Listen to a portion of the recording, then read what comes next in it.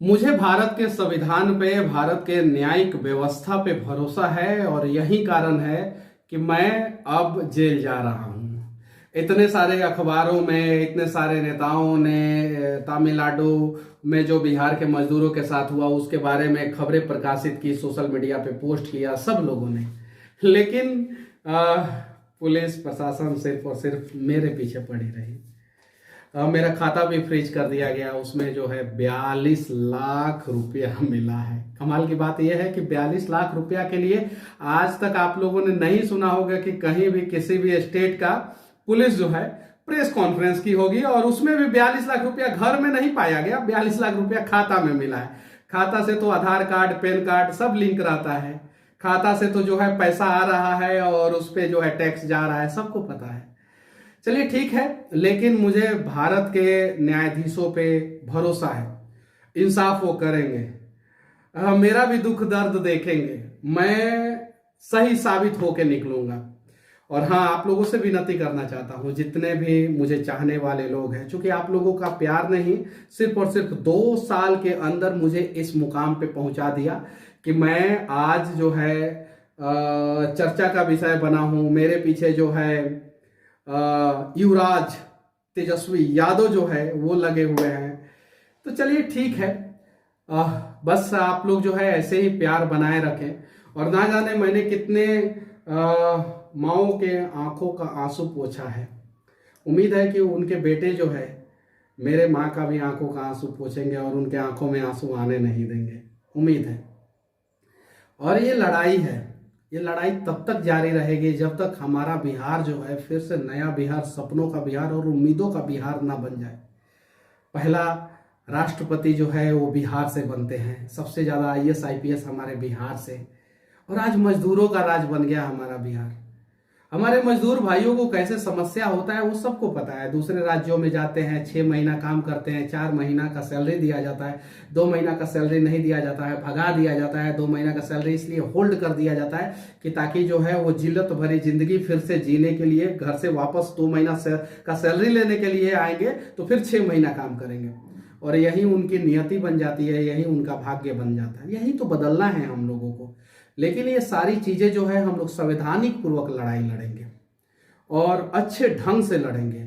और बाकी न्यायालय तो है ही, इंसाफ तो होगा ही, आज नहीं तो कल, लेट होगा। हाँ, ये बात सही है कि कानून के आंखों पे पट्टी है, लेकिन जब सत्ता के शीर्ष सिंहासन पे बैठे हुए लोगों के भी आंखों पे पट्टी बंध जाए, जब उस राज्य के लोगों के आंखों पे पट्टी बंध जाए, जब वहां के प्रशासन के आंखों पे पट्टी बन जाए, जब वहां के सिस्टम के आंखों पे पट्टी बन जाए, तब जो है वो राज बर्बाद हो जाता है। बाकी हर राज्य के कानून के आंख पे पट्टी है, वो तो कुछ देखता नहीं है। जो हम सबूत पेश करते हैं उस हिसाब से न्याय होता है। तो सबूत पेश करने वाले कौन होते हैं? हम और आप। अपने राज्य के लिए लड़ने वाले, अपने देश के लिए लड़ने वाले कौन होते हैं? हम और आप। जब तमिलनाडु अपने राज्य के लिए लड़के अपने राज्य को जो है इस देश में सबसे ज्यादा इंडस्ट्री फैक्ट्री जो है तमिलनाडु में बनवा सकता है, तो हम बिहार के लोग भी लड़के जो है इस देश में जो है टॉप 5 राज्यों में से तो एक हो ही सकते हैं 5 साल में। तो लड़ेंगे हम लोग। और हाँ, मैंने कुछ गलत नहीं किया है मेरे भाई, कुछ गलत नहीं किया है। मुझे गलत करना होता तो शायद मेरे पास करोड़ों रुपया होता। 42 लाख रुपया का कीमत कितना होता है भाई? आप ही लोग बताइए ना। मैं फिर से कहना चाहता हूं, मैं बार बार क्यों जिक्र कर रहा हूं, एक फॉर्च्यूनर का भी कीमत नहीं है 42 लाख रुपया। 55 लाख रुपया में फॉर्च्यूनर का टॉप मॉडल आता है। फॉर्च्यूनर की बात इसलिए कर रहा हूं ना कि शान की सवारी है बिहार में फॉर्च्यूनर। और फॉर्च्यूनर पे नेता चलते हैं कि नहीं चलते वो आप सभी को पता है। और ऐसा मीडिया में बताया जा रहा है कि 4 अकाउंट में यूट्यूबर मनीष कश्यप के खाते में मिले इतने पैसे कि रह जाएंगे दंगा। सिर्फ 42 लाख रुपया यार, क्यों ऐसा आप लोग खबर चलाते हैं? अरे भरोसा होता है आप लोगों पे। आप लोगों का खबर देखने के बाद जो है ना हम लोग जो है वीडियो बनाते हैं और फिर बदले में मिलता क्या है हम लोगों को? क्या मिलता है? देखिए, भरोसा है आप लोगों पे, आप लोगों से कोई शिकवा गिला नहीं है, ये चीज है।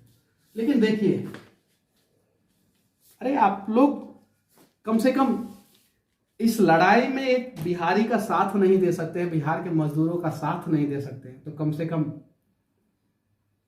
उनका टांग खींचने का प्रयास ना करें। और हाँ, मुझे उम्मीद है कि बिहार के 90% लोग अब जग गए हैं और वो अपना हक मांगेंगे, वो चाहे सरकार हो चाहे सिस्टम हो। जो लोग बोलना तक नहीं जानते थे, बिहार में हत्याएं हो जाती थी और डर के मारे लोग जो है एफआईआर कराने तक नहीं जाते थे, आप सभी को पता है, बताने की जरूरत नहीं है। आज जो है छोटी छोटी बातों पे बिहार के लोग बोल रहे हैं, चाहे वो अस्पताल हो, चाहे वो ब्लॉक हो, चाहे किसी भी प्रकार का। आज से 1.5 साल 2 साल पहले बिहार का कोई लड़का वायरल होता था क्या? कभी आप लोगों ने सुना था? रियरली शायद ही कोई एक इक्का दुक्का होता होगा। अब हर महीना कोई नहीं तो कोई वायरल हो रहा है।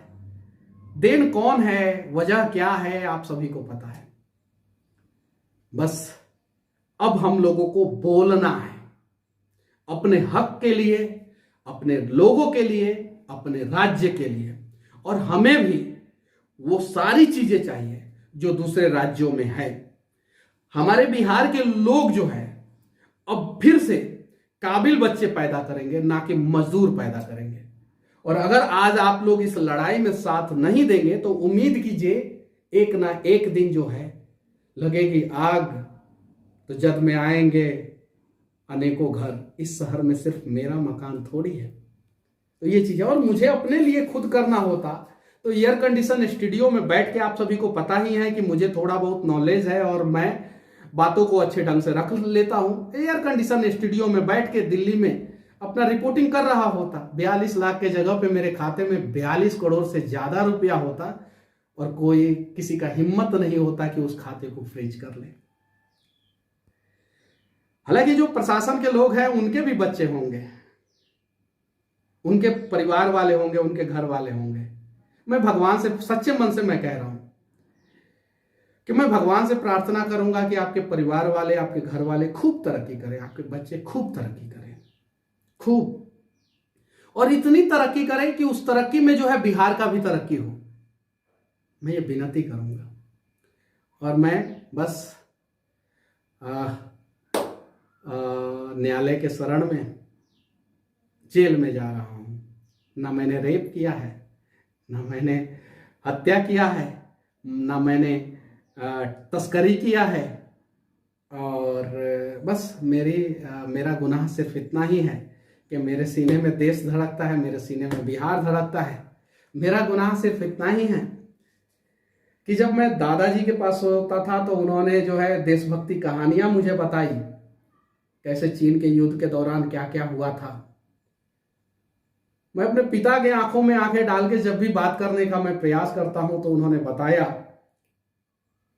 कि देश का रक्षा सबसे पहले करना है, देश के लोगों का रक्षा सबसे पहले करना है। मैं अपने माँ के आंखों में आंखें डाल के जब देखता हूं तो एक उम्मीद रहता है उनके आंखों में कि बेटवा पता ना हमर का कर रहल बा, लेकिन कुछ तो अच्छा कर रहल बा। तो मैं वादा करता हूं कि ना मैं अपने दादाजी को शर्मिंदा होने दूंगा, ना मेरे पिताजी का सर जो है शर्म से नीचे झुकेगा, और ना ही मेरे माँ को गलानी होगी कि मेरा बेटा ने गलत किया है। बस साथ ही साथ बिहार के लोग, आप लोग भी गर्व करेंगे मेरे ऊपर। मैं वादा करता हूं कुछ ऐसा करूंगा मैं। जय हिंद।